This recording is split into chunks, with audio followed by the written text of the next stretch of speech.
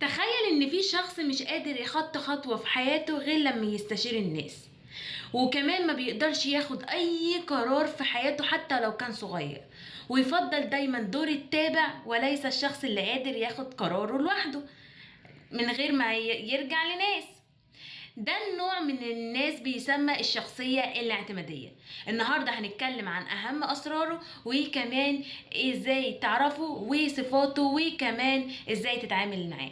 وما تنسوش تعملوا لايك وسبسكرايب وكومنت عشان انتوا بتفرحوني، وكل ما العيلة بتكبر كل ما بحس ان في فايدة وان فعلا الناس بتستفيد. ويلا بينا على بقية الفيديو. وقبل ما نتكلم ازاي تكتشف الشخصية الاعتمادية، لازم نفهم يعني ايه شخصية اعتمادية. هي شخصية بتعتمد بشكل مفرط على الاخرين في تلبية احتياجاته ايه؟ العاطفية والنفسية، وكمان احيانا احتياجاته اليومية. يعني هو مش عارف يعمل اي حاجة لوحده. وكمان هو بيخاف ان هو يكون لوحده في الحياة دي، وما بيحبش يكون عليه مسؤوليات لان هو اصلا ما بيعرفش ياخد قرارات لوحده. ازاي بقى تكتشف الشخصية الاعتمادية دي؟ اول حاجة هتلاقيه ان هو مش قادر ياخد اي قرار حتى لو هو بسيط غير لما يرجع لغيره او يرجع للناس. تاني حاجة بيحاول يرضي الآخرين على أكمل وجه لأن هو شايف منه إن هو بيستفاد منهم، فليه أزعلهم مني؟ لأن أنا لو زعلتهم مني أنا مش هعرف أخد قرار لوحدي.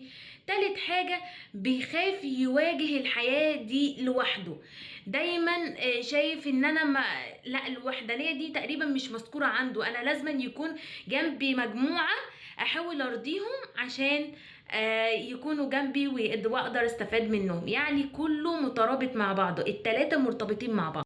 ايه بقى هي صفات الشخصية الاعتمادية؟ اول حاجة ضعف الثقة بالنفس. تاني حاجة خوفه من تحمل المسؤولية، ميحبش يتحمل مسؤولية نهائيا.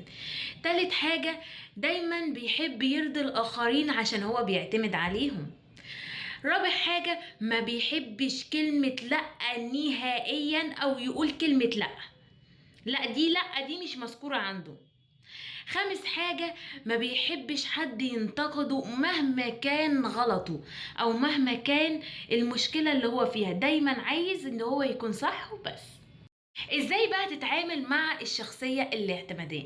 اول حاجة حاول ان انت تدعم الشخص ده بس من غير ما يعتمد عليك، ادعمه في كل حاجة بس من بعيد لبعيد، المله المعلومة من غير ما ياخد باله، وهو بقى ليه حق ان هو ياخد القرار. يعني دي تبقى يعتبر تاني حاجة، ان انت تشجعه ان هو ياخد اي قرار حتى ولو كان صغير. تالت حاجة ساعده ان هو يبني ثقته بنفسه. ازاي؟ طب انا هعملها ازاي دي؟ ان انت تشجعه وان انت تخليه تشجيع والتقدير، ان انت بتقدره وبتشجعه ان هو ياخد القرار.